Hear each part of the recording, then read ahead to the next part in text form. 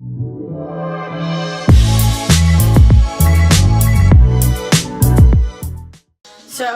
what's up, guys? I'm just realizing I have not done a day in the life video for the second time around of life here in Hanoi. So today, that's what that's going to be. Come along on a little adventure to see what it means to be a digital nomad in Southeast Asia. So I'll start my day. A little solo jam sesh. This is my apartment. It's a little messy, but gets the job done. But the real MVP of this new spot is boom, boom, boom. There's a dope ass lake behind me. It's kind of smoggy, but it's not really smoggy. It's hazy. We're gonna go with that. It's hazy.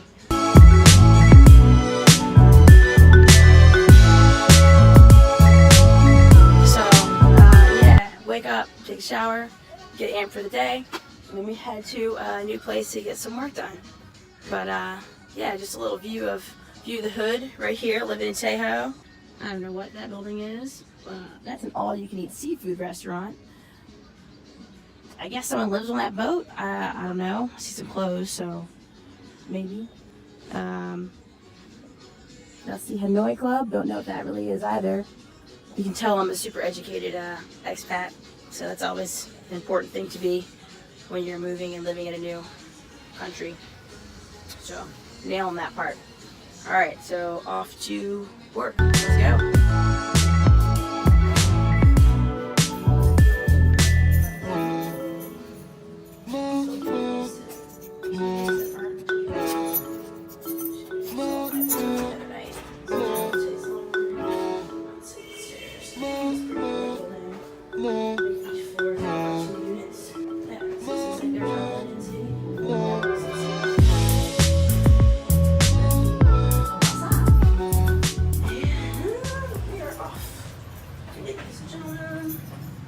To the streets of Hanoi.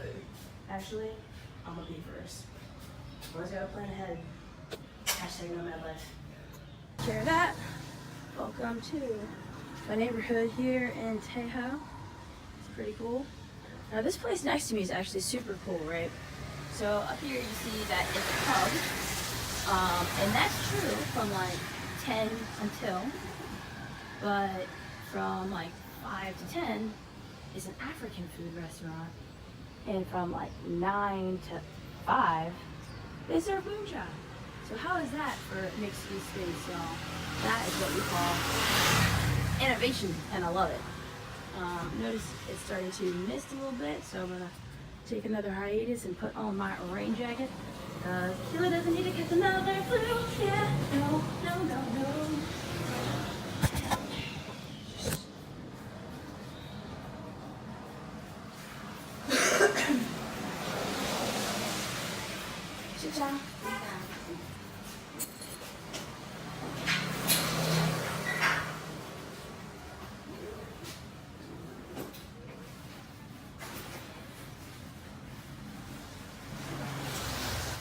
Everyone in the neighborhood knows me. I'm kind of like a local celebrity.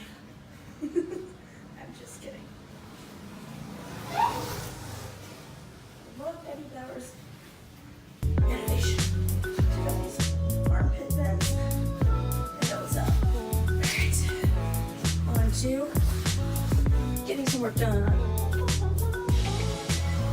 So, for the last 2 months, interesting colored dogs do. So living in Chiang Mai, and right now it's burning season, which is the time of the year where they like slash and burn all their fields. So the air quality really takes like a big hit. And if you are part of the sensitive lung group, you start to just get like chest pains. It's really hard to breathe. After about a month of trying to stick it out, I was like, it's time to make a change. So, moved back to Hanoi, where I lived before with my remote year experience. And it's been cool. It's been very different coming back as more of an expat. Not that, you know, the remote year experience isn't tough in its own right, but you have a lot more resources. When you come back a second time around, you kind of see what you're made out of, and that's kind of cool. So, beautiful. So you can get your hair cut. So you can get a whole bunch of things done on the side of the road here in Hanoi. Again, the neighborhood that I'm in right now is called Taeho. Tae means west. So and Ho is lake, so West Lake. You might hear, oh shit. Almost lost in one of these comments that were held together. Tae is also a word for Westerners, but a lot of Westerners live here in Taeho because it's like close enough to Old Quarter and other places where you would go to. Oh, look at that animal garden! This is a pretty cool walk. Usually, I'm not gonna lie, I take a grab moto, which is when you just kind of hop on the back of a stranger's bike and trust them to get you from point A to point B. Okay, I'm talking a lot. It's exhausting because I'm not gonna lie, I haven't exercised in a bit. I blame the air, but let's be honest, I just haven't been exercising. So yeah, maybe this is a better shot of these buildings. It's pretty cool, right? There's so much beauty here in Vietnam and Hanoi that you probably won't hear about because, you know, as Americans or as Westerners, we're told to believe that like communist countries are so backwards, you know, that nothing works and nothing's right. And of course, Vietnam, like any other country, has its problems and has, you know, opportunities for growth. But there's a lot of beauty and a lot of dope shit here that probably wouldn't hear about or would never even know about unless you came to visit or you follow a dope vlog. I guess this is a vlog. Or maybe this will just sit on my computer for a couple of months. If you'll notice, you've seen like no cars and a butt ton, is that a thing? Butt load? A lot of scooters. It's kind of the name of the game here in Vietnam. Vietnam has a 100% import tax. So that means for everything that you buy that's not made in Vietnam or in like another communist or socialist country, you're paying the value of that thing times 2. So what you end up with is like a lot of like kind of shittily made Chinese bikes, ironically, or a lot of like restored things, kind of like you'd see in Cuba or something, you know, where you gotta make do with what you've got and get really creative with pieces of what could be. And so that's another really cool thing to see here is, you know, how people are able to, like, look at this. On the outside, you see what would look like an abandoned building anywhere else, right? But I'm not sure if you can look inside here. Actually, like a dope cafe. And it looks like they've got air conditioning. Like, what? Like, that's lit. Similarly, you know, you've got the facade, the surface level of what you see, and then like how they make it work, you know? So that's pretty cool. But we are still walking, getting closer to the main street. You kind of hear it, but it's another really dope thing about where my apartment's located. It's a pretty narrow street, which makes it really hard for cars to get down. So it's mostly just scooters, which sometimes can be loud, but you can already hear the honking. Where there's less traffic, there's less horns. Where there's less horns, there is lesser incidence of Grumpy Taylor. So it all kind of works out in the end. Okay, so this is kind of like the end of this particular lake that I live adjacent to. Just walked from all the way down there. Now we're entering kind of like one of the more main streets. Now you can already see how much traffic is picked up just getting onto this main road. This isn't even a main road, it's just more main road than where I was living, where I am living.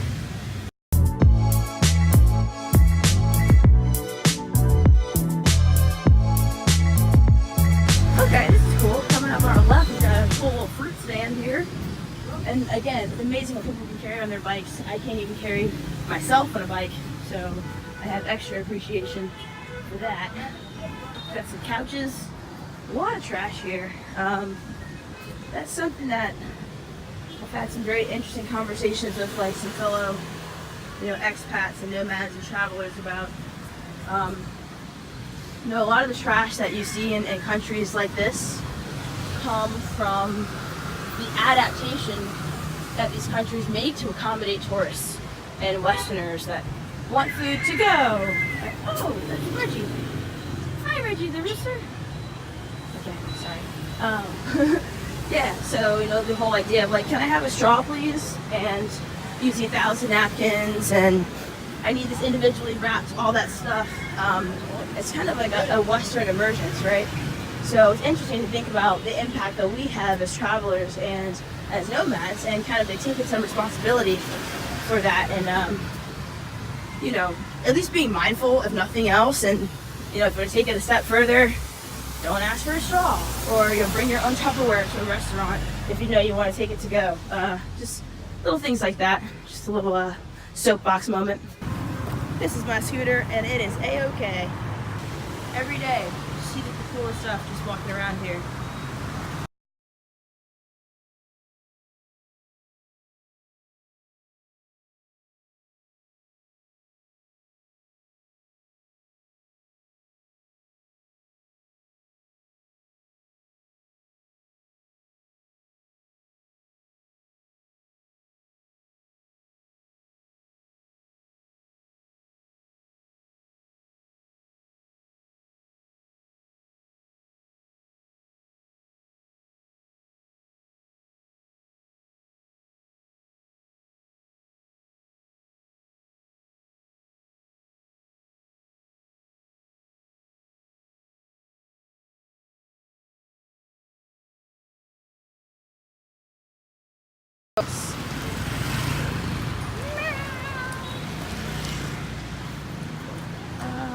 Let's see what the place is called. It's called something very, ooh, Sheraton. Ooh, Hanoi, you so bougie. A quick update. To get these gels removed, get a new gel manicure, and get a pedicure, 170,000 baht.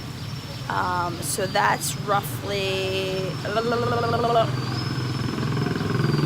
23, 1, 7, 2, 5, $6. $6. Let's see. They got 2 stories. We got the second floor.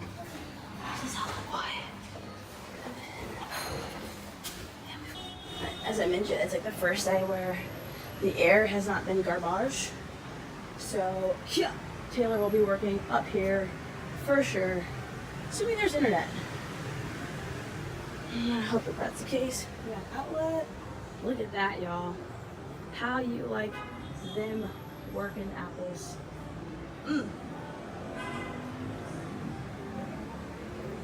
And so, after all that, the workday can now begin.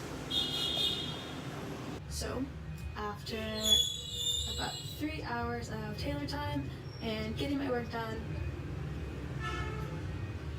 technically those should be 2 separate things, but they aren't really. So 3 hours of Taylor time of working. Now it's Taylor time for self-love, and I am getting a manicure, and this woman is awesome. She can't understand what I'm saying, but we speak the same language of appreciation for good nails and good vibes. So, yeah, that is pretty much the day. I don't know if you can hear me because these headphones suck at recording audio, but this is the same walk that I took earlier today, getting to the cafe. Now my work day is over. It's like 7 something, and yeah, got a lot of stuff done. Looked at pretty stuff while I did it, and let's see what the night has in store.